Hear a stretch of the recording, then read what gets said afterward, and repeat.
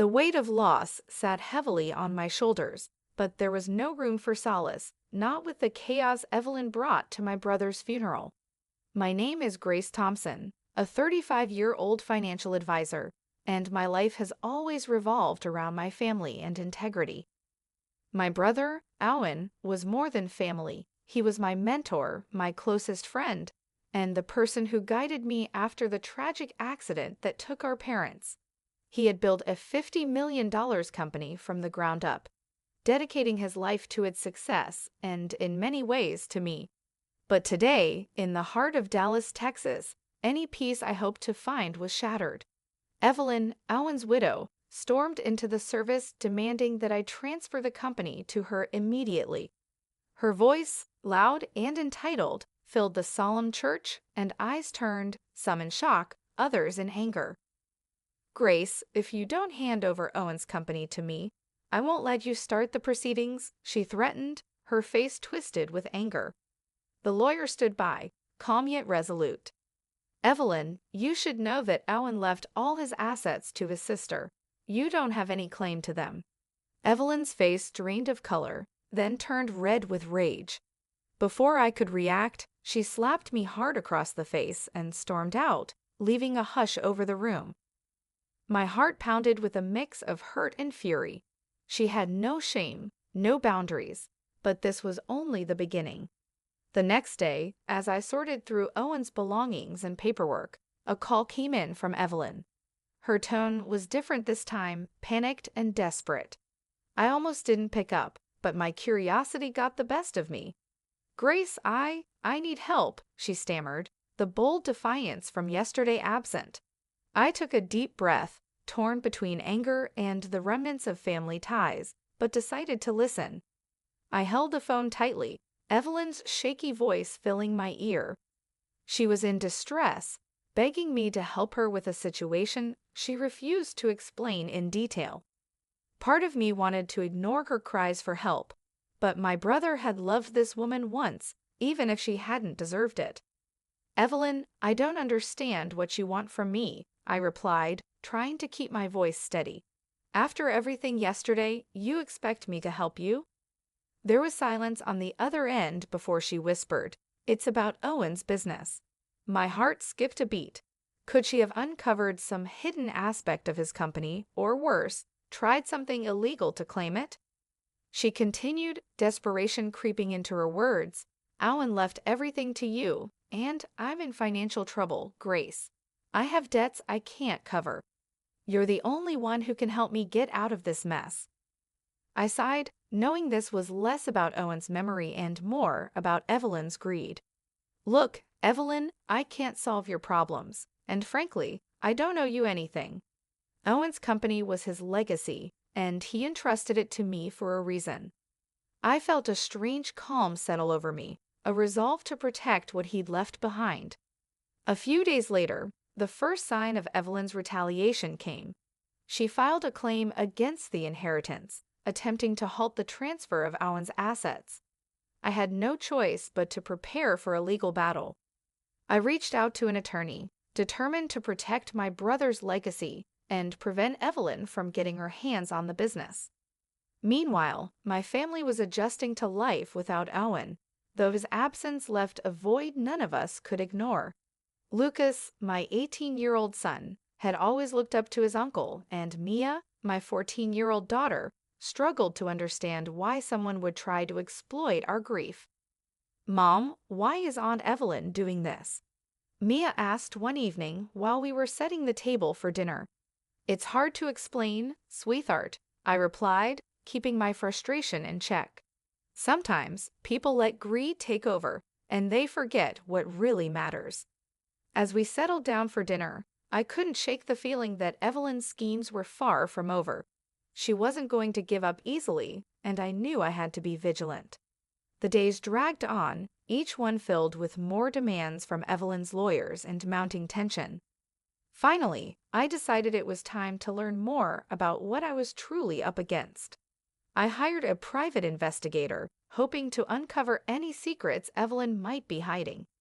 The investigator's findings arrived a week later, delivered in a thick envelope. As I opened it, I felt a surge of anticipation mixed with dread. Inside were detailed reports and photographs, revealing a side of Evelyn I'd only suspected but hadn't fully known. The investigator's report outlined Evelyn's involvement in various dubious schemes, money laundering, fraudulent investments, and the misuse of Owen's name to front illegal business ventures. She had been funneling funds through a series of shell companies, covering her tracks by attaching Owen's name to everything. It was clear she'd intended to use his reputation to shield her activities, and now, with his passing, she was desperate to salvage what she could. The betrayal stung, but more than that, it steeled my resolve. Evelyn wasn't just greedy, she was dangerous. I couldn't let her continue tarnishing Owen's memory or endanger my family. Armed with this information, I met with my lawyer. "This gives us a strong case, but we need to proceed carefully," he advised, his face serious. "If Evelyn finds out we're investigating her, she might escalate her actions." As we prepared our next legal steps, Evelyn's behavior became more erratic. She showed up at my doorstep unannounced one evening, her eyes wild with fury. I hesitated before opening the door, but her loud pounding had already drawn the attention of my neighbors. "Grace, I know you're in there. Let me in," she yelled, her voice echoing down the quiet street. "Evelyn, you need to leave," I called through the door, keeping it firmly shut. "I'm not discussing anything with you unless it's through our lawyers." She sneered, her tone turning venomous. "Do you think hiding behind your lawyers will protect you? I'll find a way to get what's mine. This isn't over." She turned and walked away, but the threat lingered in the air. Inside, I felt a mixture of anger and fear. Evelyn was growing increasingly desperate, and I knew I had to protect my family. Later that evening, I discussed it with my husband, Mark. "We should consider a restraining order," Mark said, his face etched with concern. "Evelyn is unpredictable, and I don't want her coming near you or the kids." The next day, we filed for the restraining order, hoping it would be enough to keep Evelyn at a distance. But deep down, I knew she wouldn't stop easily. The restraining order was granted swiftly, a small victory amidst the storm Evelyn had brought upon us. She was ordered to stay at least 500 feet away from my family and me, but even with this legal barrier in place, I couldn't shake the unease that lingered. Evelyn wasn't the type to accept defeat gracefully. Just as I had feared, she retaliated almost immediately. Her lawyers filed a countersuit against me, challenging Owen's will and claiming she had been wrongfully excluded from his assets. The case escalated, and soon we were facing off in court. The courtroom was filled with tension as Evelyn presented her case, her demeanor alternating between anger and feigned sorrow. She portrayed herself as the grieving widow, claiming that I had manipulated Owen in his final days, convincing him to sign over everything to me. Her accusations were vile, attempting to paint me as a schemer who had preyed on her husband's supposed vulnerabilities. I took a deep breath as it was my turn to speak, feeling the weight of Owen's legacy on my shoulders.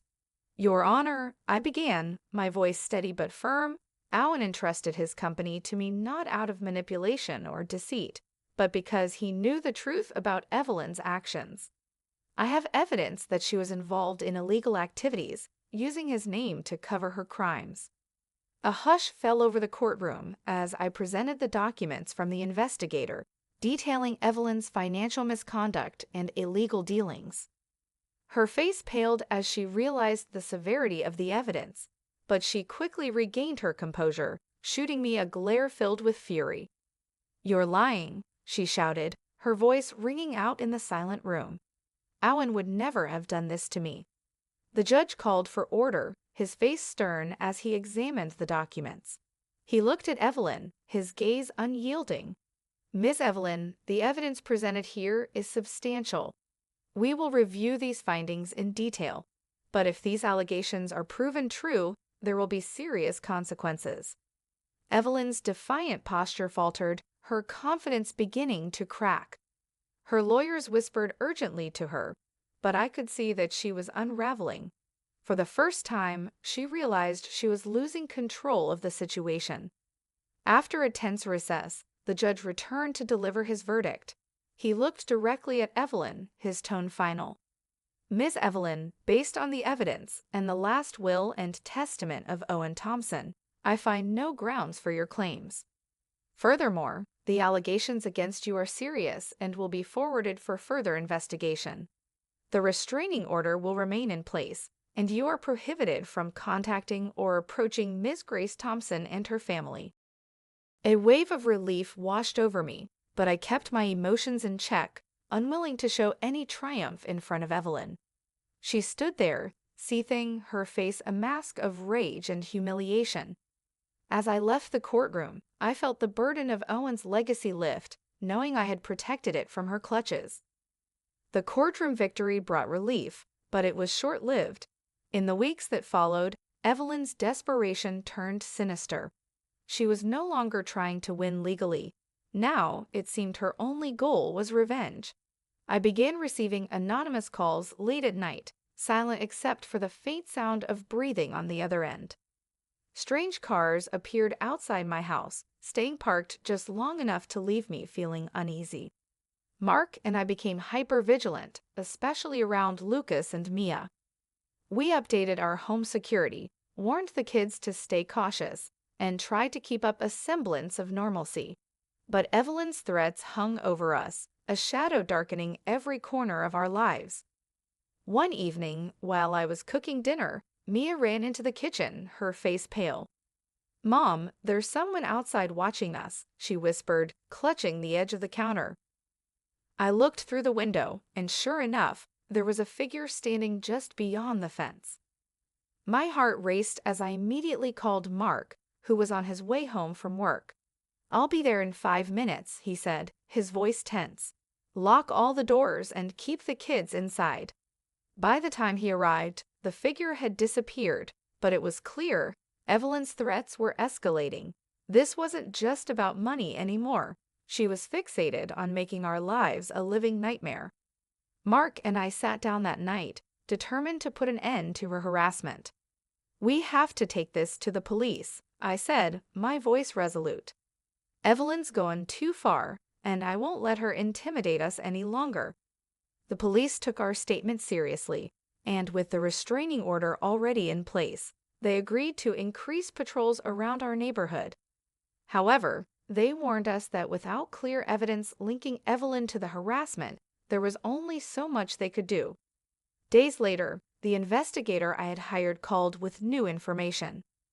"Grace, I've uncovered more about Evelyn's recent activities. She's been associating with some unsavory individuals, and it looks like she's hired someone to keep an eye on you." The realization made my skin crawl. Evelyn wasn't just lurking in the shadows. She was actively stalking us, invading every aspect of our lives. That evening, we gathered as a family in the living room, feeling the weight of the situation. Lucas spoke up, his voice steady but troubled. "Mom, I know you want to protect us, but I think we need to go on the offensive. Uncle Owen wouldn't have let her do this to us." His words resonated with me. I couldn't keep waiting for Evelyn's next move. I had to take control of the situation. With the investigators' help, I began compiling every piece of evidence we had on Evelyn's harassment, her illegal dealings, and her attempts to sabotage Owen's company. With every bit of evidence in hand, I felt more determined than ever to stop Evelyn once and for all. My investigator helped me file a comprehensive report with the police detailing her harassment, connections to criminal associates, and misuse of Owen's company for money laundering. It wasn't just about self-defense now, it was about ending her reign of manipulation and deceit. A few days later, a detective contacted me to review the evidence in detail. They assured me that with the restraining order already violated multiple times, along with her illegal activities and stalking, they could move forward with an official investigation and possibly an arrest. As the police delved into Evelyn's past, more disturbing truths came to light. She had been involved in several fraudulent schemes before marrying Owen, using his reputation as a cover. Her shady network was now under scrutiny, and it became clear that she was involved in a web of criminal activities that extended far beyond her vendetta against me. Evelyn, sensing the walls closing in, made one last, desperate attempt to intimidate me. Late one night, she showed up at my front door, pounding furiously, shouting threats through the door. "You can't hide behind lawyers and the police, Grace. This isn't over," she screamed, her voice echoing in the quiet neighborhood. My hands shook as I dialed the police, keeping my voice calm for Lucas and Mia's sake. Mark stood protectively beside me, his eyes blazing with anger. Minutes later, police cars pulled up, and officers approached her with caution. Evelyn resisted, her words slurring as she cursed me and the officers alike. They managed to restrain her and took her into custody, charging her with harassment, stalking, and violation of the restraining order.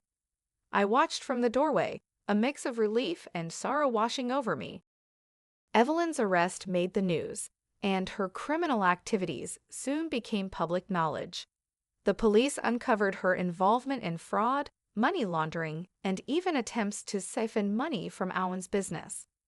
Her web of deception had finally unraveled, and she faced multiple charges that would likely keep her in prison for years. With Evelyn out of our lives, my family began to heal.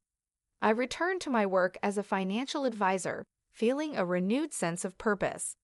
Owen's company was thriving, his legacy preserved, and my children could finally find peace after months of fear and uncertainty. One evening, as we sat together for dinner, Lucas looked at me and smiled. "Mom, Uncle Owen would be proud of you. You protected his legacy and us. You didn't let Evelyn win." His words filled me with a deep sense of gratitude. We had been through so much, but together we had faced it all, honoring Owen's memory by standing strong and protecting our family. Evelyn's darkness had finally lifted, and the future felt bright again. As the weeks turned into months, I knew that while life would never be the same, we had emerged stronger, bound by the resilience that Owen had always inspired in us. And with every new day, his memory lived on, not in the shadows of conflict, but in the love and unity of the family he had cherished.